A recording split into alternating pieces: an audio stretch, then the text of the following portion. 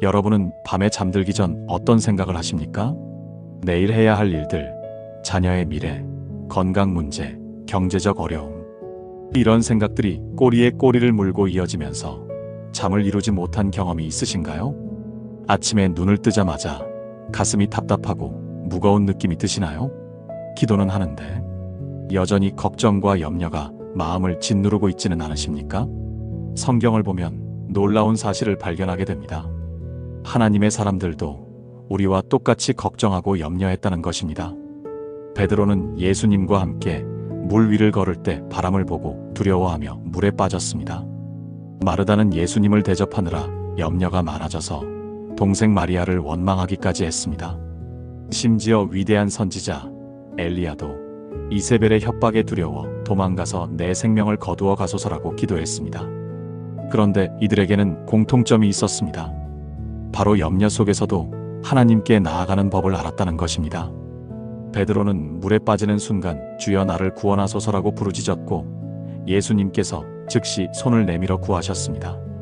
마르다는 예수님의 말씀을 들었고 나중에 나사로의 부활을 목격했습니다. 엘리야는 광야에서 하나님의 세미한 음성을 듣고 다시 일어났습니다. 과연 이들은 어떻게 염려를 내려놓고 평안을 얻었을까요? 오늘날 우리는 이들보다 더 많은 걱정거리를 안고 살아갑니다. 뉴스를 켜면 불안한 소식들 뿐이고 SNS를 보면 남들은 다 잘 사는 것 같아 초조해집니다. 통장 잔고를 확인할 때마다 한숨이 나오고 자녀의 성적표를 받을 때마다 가슴이 철렁 내려앉습니다. 예수님께서는 마태복음 6장 34절에서 이렇게 말씀하셨습니다. 그러므로 내일 일을 위하여 염려하지 말라.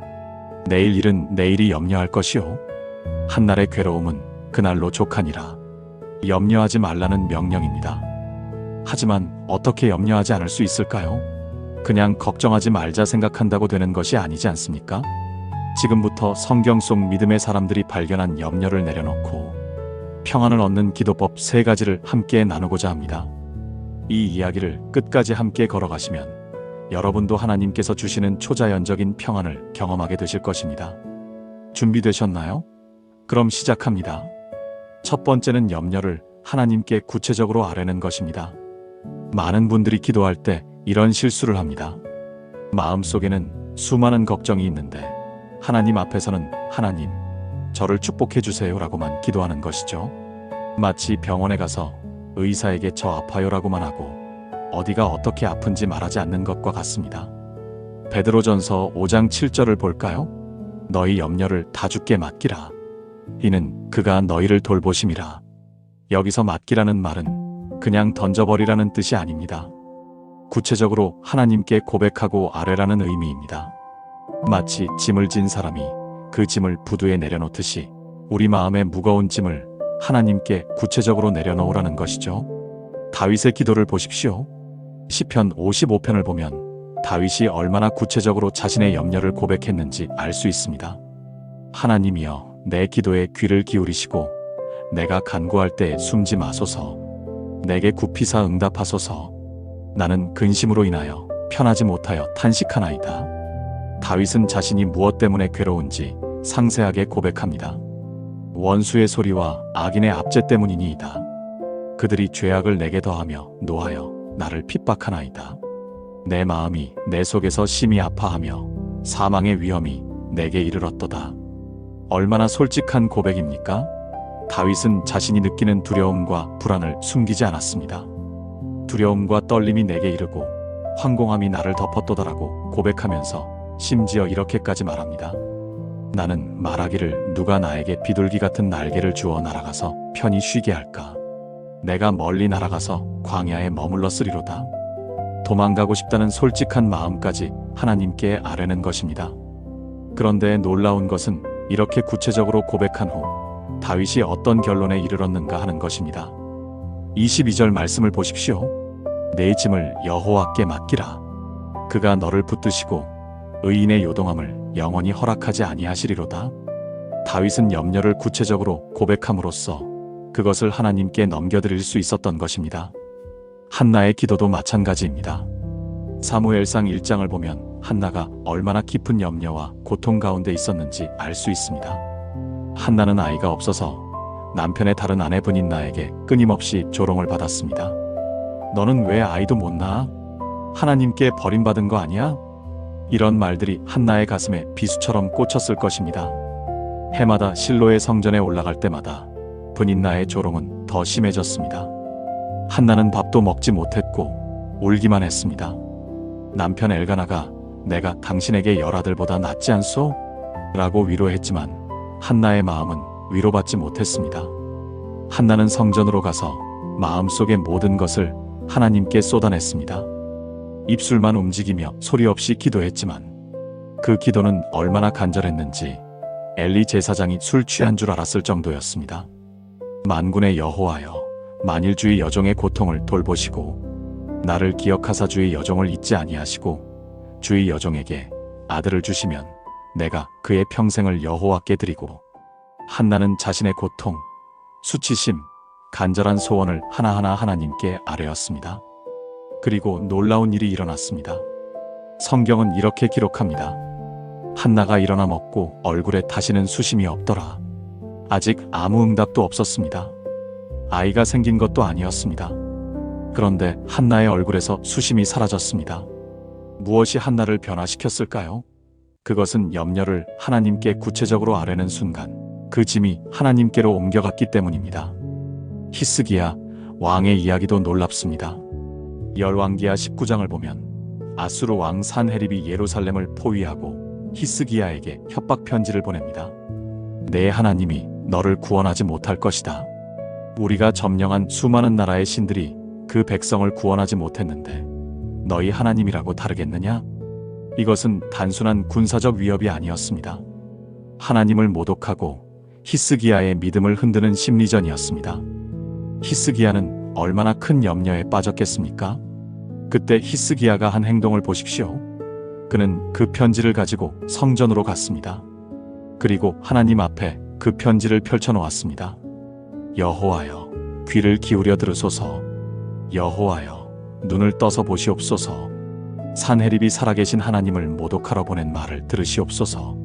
히스기야는 자신이 느끼는 두려움과 위협을 구체적으로 하나님께 아뢰었습니다.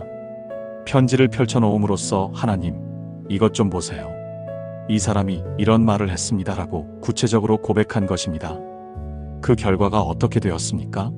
그날 밤 여호와의 사자가 아수르 진영에서 18만 5천 명을 쳤고 산헤립은 도망가서 자기 아들들에게 살해당했습니다. 히스기야가 염려를 구체적으로 하나님께 아뢰는 순간 하나님께서 직접 개입하신 것입니다. 제가 아는 한 권사님의 간증을 들려드리겠습니다. 이분은 남편이 사업 실패로 5억 원의 빚을 지게 되었습니다. 채권자들의 독촉 전화가 하루에도 수십 통씩 왔고 집을 압류당할 위기에 처했습니다. 권사님은 밤마다 불안해서 잠을 이루지 못했습니다. 자녀들 학비는 어떻게 하나? 이번 달 생활비는 어떻게 하나? 집을 잃으면 어디로 가나? 이런 생각들이 끊임없이 머릿속을 맴돌았습니다. 어느 날 새벽 권사님은 노트를 꺼내서 자신이 걱정하는 모든 것을 하나하나 적었습니다. 빚 5억, 이번 달 생활비 300만 원, 큰아이 대학 등록금 500만 원, 작은아이 학원비 100만 원, 집 압류 문제. 그리고 무릎을 꿇고 그 노트를 하나님 앞에 펼쳐놓았습니다. 하나님, 이것들이 저를 짓누르고 있습니다. 제가 감당할 수 없습니다. 하나하나 주님께 맡깁니다. 각 항목을 하나씩 읽어가며 이것도 주님께 맡깁니다. 저것도 주님께 맡깁니다라고 기도했습니다. 신기하게도 그렇게 기도하고 나니 마음의 평안이 찾아왔다고 합니다. 그 후 놀라운 일들이 일어나기 시작했습니다. 남편이 오래전에 투자했던 것에서 예상치 못한 수익이 발생했고 친척 중 한 분이 돈을 빌려주겠다고 연락이 왔으며 자녀들의 장학금도 나왔습니다. 3년이 걸렸지만 빚을 다 갚았고 지금은 그 경험을 통해 더 깊은 믿음을 갖게 되었다고 합니다. 권사님은 이렇게 고백합니다. 염려를 구체적으로 하나님께 아뢰는 순간 그것은 더 이상 제 짐이 아니라 하나님의 일이 되었습니다. 빌립보서 4장 6절 말씀입니다. 아무것도 염려하지 말고 다만 모든 일에 기도와 간구로 너희 구할 것을 감사함으로 하나님께 아뢰라. 아뢰라는 것입니다. 막연하게 하나님 도와주세요가 아니라 하나님 이것이 저를 불안하게 합니다. 저것이 저를 두렵게 합니다라고 구체적으로 말씀드리라는 것이죠. 지금 여러분을 짓누르고 있는 염려가 무엇입니까? 그것을 종이에 적어 보십시오. 그리고 하나하나 하나님께 아뢰십시오. 숨기지 마십시오. 하나님은 이미 다 아십니다. 하지만 여러분이 입으로 고백하는 순간 그 짐이 하나님께로 옮겨집니다. 오늘부터 이렇게 기도해 보십시오. 하나님, 제가 지금 구체적인 상황로 인해 염려하고 있습니다. 이것을 제가 감당할 수 없습니다. 지금 이 자리에서 주님께 맡깁니다. 이것은 이제 제 짐이 아니라 주님의 일입니다. 두 번째는 감사로 염려를 바꾸는 것입니다. 빌립보서 4장 6절에서 7절 말씀을 다시 볼까요? 아무것도 염려하지 말고 다만 모든 일에 기도와 간구로 너희 구할 것을 감사함으로 하나님께 아뢰라. 그리하면 모든 지각에 뛰어난 하나님의 평강이 그리스도 예수 안에서 너희 마음과 생각을 지키시리라. 여기서 중요한 단어가 있습니다. 감사함으로 아뢰라는 것입니다. 염려를 아뢰되 감사와 함께 아뢰라는 것이죠. 하나님, 아직 해결되지 않았지만 감사합니다. 상황은 여전히 어렵지만 감사합니다. 이것이 바로 염려를 평안으로 바꾸는 놀라운 비밀입니다. 바울과 신라의 이야기를 보십시오. 사도행전 16장에서 그들은 빌립보에서 억울하게 옷이 찢기고 매를 맞았습니다. 얼마나 많이 맞았으면 많이 친 후에라고 기록되어 있습니다. 그리고 깊은 옥에 갇혔습니다. 발에는 착고가 채워졌습니다. 도망갈 수 없도록 다리를 벌려 나무 틀에 고정시킨 것입니다. 얼마나 고통스러웠겠습니까? 온몸은 매 맞아 피투성이고 어둡고 습한 지하 감옥에 갇혀 있고 발은 착고에 채워져 움직일 수도 없는 상황입니다. 이런 상황에서 보통 사람이라면 어떻게 했을까요? 하나님, 왜 이런 일을 당하게 하십니까?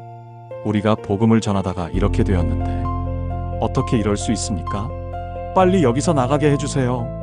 이렇게 원망하고 불평했을 것입니다. 그런데 바울과 신라가 한 행동을 보십시오. 밤중쯤 되어 바울과 신라가 기도하고 하나님을 찬송함에 죄수들이 듣더라. 감옥에서 찬송을 한 것입니다. 고통스러운 상황에서 감사와 찬양을 선택한 것이죠. 이것이 어떻게 가능했을까요? 그들은 상황이 아니라 하나님을 바라보았기 때문입니다. 우리에게 이런 일이 일어났지만 하나님은 여전히 선하십니다. 하나님은 여전히 우리와 함께 하십니다. 하나님 감사합니다. 그 결과가 어떻게 되었습니까? 이에 갑자기 큰 지진이 나서 옥터가 움직이고 문이 곧 다 열리며 모든 사람의 쇠사슬이 풀어진지라. 감사와 찬양이 기적을 가져온 것입니다. 문이 열렸을 뿐 아니라 간수와 그의 온 가족이 구원을 받았습니다. 만약 바울과 신라가 원망하고 불평했다면 이런 일이 일어났을까요? 다니엘도 마찬가지입니다. 다니엘 6장을 보면 다니엘이 사자굴에 던져질 위기에 처했습니다. 왕의 조서에 따르면 30일 동안 왕 외에 다른 신에게 기도하면 사자굴에 던져지게 되어 있었습니다. 다니엘은 이 조서를 알고 있었습니다. 그런데 그가 어떻게 했습니까? 다니엘이 이 조서에 왕의 도장이 찍힌 것을 알고도 자기 집에 돌아가서는 윗방에 올라가 예루살렘으로 향한 창문을 열고 전에 하던 대로 하루 3번씩 무릎을 꿇고 기도하며 그의 하나님께 감사하였더라. 여기서 주목할 단어가 있습니다. 감사하였더라. 다니엘은 사자굴에 던져질 것을 알면서도 감사 기도를 했습니다. 하나님, 제가 곧 사자굴에 던져집니다. 죽을지도 모릅니다. 그러나 감사합니다. 주님과 함께한 지난 세월을 감사합니다. 지금까지 지켜주신 것을 감사합니다. 앞으로 일어날 일도 주님의 선하신 뜻이 있을 것을 믿고 감사합니다. 결과는 어떻게 되었습니까? 하나님께서 천사를 보내어 사자의 입을 막으셨습니다. 다니엘은 상처 하나 없이 사자굴에서 나왔고 오히려 그를 모함한 자들이 사자굴에 던져졌습니다. 제가 아는 한 집사님의 이야기를 들려드리겠습니다. 이분은 유방암 3기 판정을 받았습니다. 의사는 수술과 항암 치료를 권했지만 생존율이 높지 않다고 했습니다. 집사님은 그 소식을 듣고 병원 화장실로 들어가 울었습니다. 하나님, 왜 저에게 이런 일이 일어납니까? 자녀들은 아직 어린데 남편은 저 없이 어떻게 살아갑니까? 한참을 울고 나니 잠언 3장 5절에서 6절 말씀이 떠올랐습니다. 너는 마음을 다하여 여호와를 신뢰하고 내 명철을 의지하지 말라. 너는 범사에 그를 인정하라. 그리하면 내 길을 지도하시리라. 그 순간 집사님은 결단했습니다. 하나님, 이 상황에서도 감사하기로 선택합니다. 그날부터 집사님은 감사일기를 쓰기 시작했습니다. 오늘 숨 쉴 수 있어서 감사합니다. 사랑하는 가족이 있어서 감사합니다. 좋은 병원과 의료진이 있어서 감사합니다. 이 병을 통해 하나님을 더 의지하게 되어 감사합니다. 수술하러 들어가는 날도 감사 기도를 했습니다. 항암 치료를 받으면서 머리카락이 다 빠질 때도 감사했습니다. 하나님, 머리카락은 다시 자라지만 제 믿음은 더 자라게 하소서. 감사합니다. 6개월간의 치료가 끝나고 검사를 받았는데 암세포가 완전히 사라졌습니다. 의사도 놀라워하며 기적이라고 말했습니다. 지금 그 집사님은 5년이 지났지만 재발 없이 건강하게 지내고 있습니다. 집사님은 이렇게 고백합니다. 감사는 단순한 긍정적 사고가 아닙니다. 상황과 상관없이 하나님의 선하심을 선택하는 믿음의 행위입니다. 감사할 때 염려가 평안으로 바뀌는 것을 경험했습니다. 데살로니가전서 5장 18절 말씀입니다. 범사에 감사하라. 이것이 그리스도 예수 안에서 너희를 향하신 하나님의 뜻이니라. 범사에 감사하라고 했습니다. 좋은 일만 감사하라는 것이 아닙니다. 모든 일, 심지어 어려운 일 가운데서도 감사하라는 것입니다. 이것은 어려운 상황을 좋아하라는 뜻이 아닙니다. 그 상황 속에서도 여전히 신실하신 하나님을 신뢰하고 감사하라는 것입니다. 욥을 보십시오. 욥은 하루아침에 모든 것을 잃었습니다. 10명의 자녀가 모두 죽고 재산이 다 사라지고 건강마저 잃었습니다. 아내는 하나님을 욕하고 죽으라고 했고 친구들은 내가 죄를 지어서 그렇다고 정죄했습니다. 그런데 욥이 무엇이라고 고백했습니까? 주신 자도 여호와시요 취하신 자도 여호와시니 여호와의 이름이 찬송을 받으실지니이다. 상황은 최악이었지만 여전히 하나님을 찬송한 것입니다. 그리고 나중에 하나님께서 욥에게 이전보다 갑절의 복을 주셨습니다. 감사는 우리의 시선을 바꿉니다. 문제를 보던 눈이 하나님을 보게 됩니다. 없는 것을 세던 마음이 있는 것을 세게 됩니다. 어둠에 집중하던 생각이 빛을 발견하게 됩니다. 지금 여러분의 상황이 어렵습니까? 그렇다면 더욱 감사를 선택하십시오. 하나님, 상황은 어렵지만 당신은 선하십니다. 아직 해결되지 않았지만 당신은 신실하십니다. 감사합니다. 오늘부터 이렇게 기도해 보십시오. 하나님, 이 어려운 상황 속에서도 감사를 선택합니다. 상황이 아니라 하나님을 바라봅니다. 주님의 선하심은 변하지 않으니 감사합니다. 염려 대신 감사로 제 마음을 채웁니다. 세 번째는 하나님의 약속을 붙들고 선포하는 것입니다. 염려가 찾아올 때 우리는 그 염려와 대화해서는 안 됩니다. 대신 하나님의 약속으로 대답해야 합니다. 이사야 41장 10절 말씀입니다. 두려워하지 말라. 내가 너와 함께함이라. 놀라지 말라. 나는 내 하나님이 됨이라. 내가 너를 굳세게 하리라. 참으로 너를 도와주리라. 참으로 나의 의로운 오른손으로 너를 붙들리라. 이 말씀에는 얼마나 많은 약속이 담겨 있습니까? 함께한다. 너의 하나님이다. 굳세게 한다. 도와준다. 붙든다. -5가지나 되는 약속입니다. 예수님께서 광야에서 시험 받으실 때를 보십시오. 마태복음 4장에서 사단이 3가지 시험으로 예수님을 공격했습니다. 첫 번째, 내가 하나님의 아들이거든 이 돌들에게 명하여 떡이 되게 하라. 예수님은 어떻게 대응하셨습니까? 기록되었으되 사람이 떡으로만 살 것이 아니요 하나님의 입으로부터 나오는 모든 말씀으로 살 것이라. 두 번째, 내가 하나님의 아들이거든 뛰어내리라.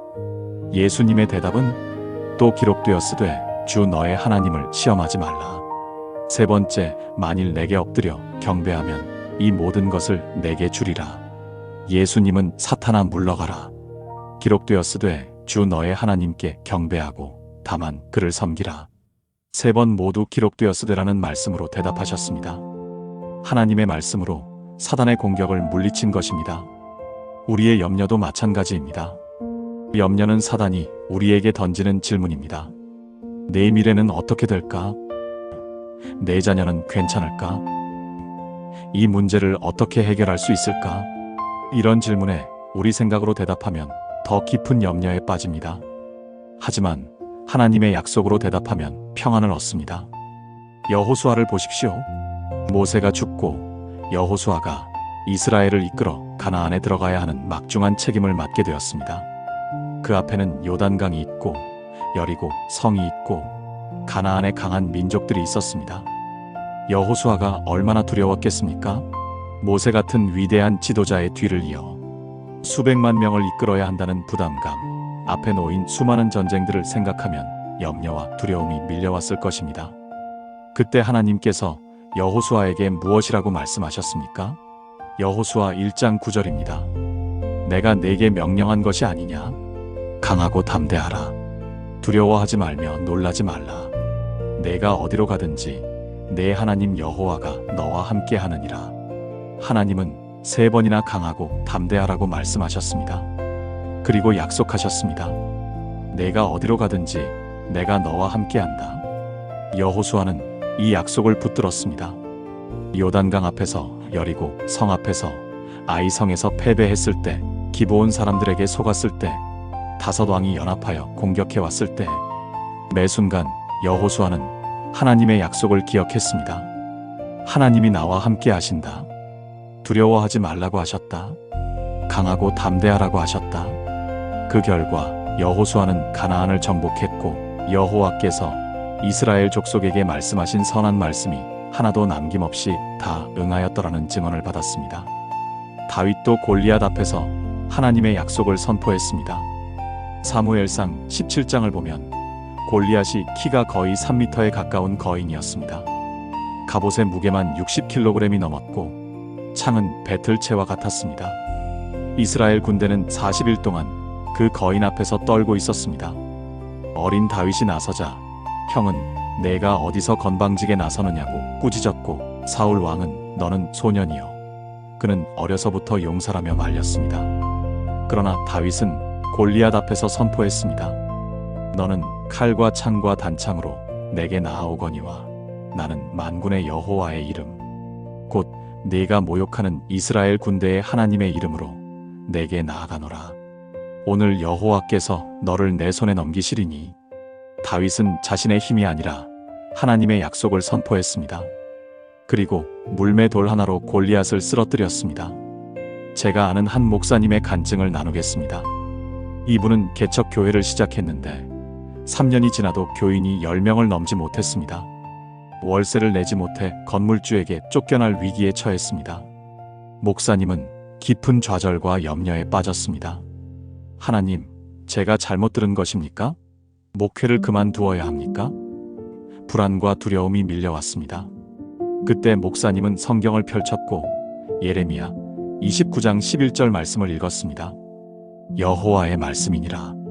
너희를 향한 나의 생각을 내가 아나니 평안이요 재앙이 아니니라. 너희에게 미래와 희망을 주는 것이니라. 목사님은 이 말씀을 붙들었습니다. 매일 아침 이 말씀을 선포하기 시작했습니다.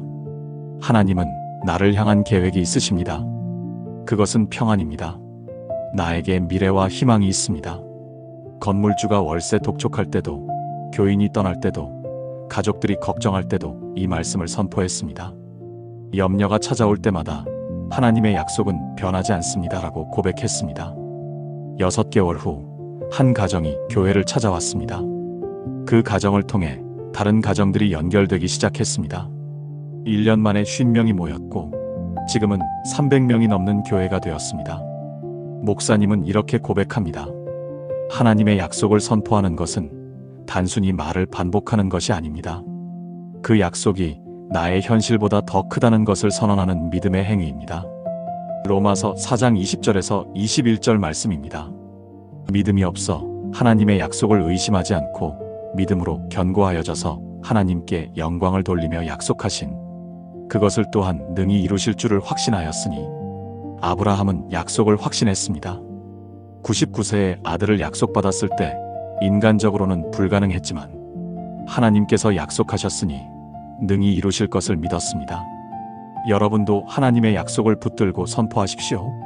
경제적 염려가 찾아올 때 나의 하나님이 그리스도 예수 안에서 영광 가운데 그 풍성한 대로 너희 모든 쓸 것을 채우시리라. 염려가 찾아올 때마다 하나님의 약속으로 대답하십시오. 그 말씀을 소리내어 선포하십시오. 그러면 염려는 물러가고 평안이 찾아올 것입니다. 오늘부터 이렇게 기도해 보십시오. 하나님, 염려가 찾아올 때 주님의 약속으로 대답하겠습니다. 주님의 말씀은 변하지 않습니다. 주님의 약속은 신실합니다. 나는 하나님의 약속 위에 서 있습니다. 지금까지 우리는 걱정과 염려를 내려놓고 평안을 얻는 세 가지 기도법을 살펴보았습니다. 첫째, 염려를 하나님께 구체적으로 아뢰라. 숨기지 말고 다 말씀드리십시오. 다윗처럼, 한나처럼, 히스기야처럼 마음속의 모든 염려를 하나님께 쏟아놓으십시오. 그 순간 짐이 하나님께로 옮겨집니다. 둘째, 감사로 염려를 바꾸라. 불평 대신 감사를 선택하십시오. 바울과 실라처럼, 다니엘처럼, 욥처럼 상황과 상관없이 하나님께 감사하십시오. 감사는 우리의 시선을 문제에서 하나님께로 돌립니다. 셋째, 하나님의 약속을 붙들고 선포하라. 두려움의 말씀으로 대답하십시오. 예수님처럼, 여호수아처럼, 다윗처럼 하나님의 약속을 선포하십시오. 그 약속은 우리의 현실보다 더 큽니다. 이 세 가지는 따로 작동하는 것이 아니라 하나의 흐름으로 연결되어 있습니다. 염려를 구체적으로 아뢰면 그것을 하나님께 맡길 수 있게 됩니다. 하나님께 맡기면 감사할 수 있게 됩니다. 감사하면 하나님의 약속이 더 선명하게 보입니다. 그 약속을 선포하면 염려는 평안으로 바뀝니다. 빌립보서 4장 7절의 약속을 기억하십시오.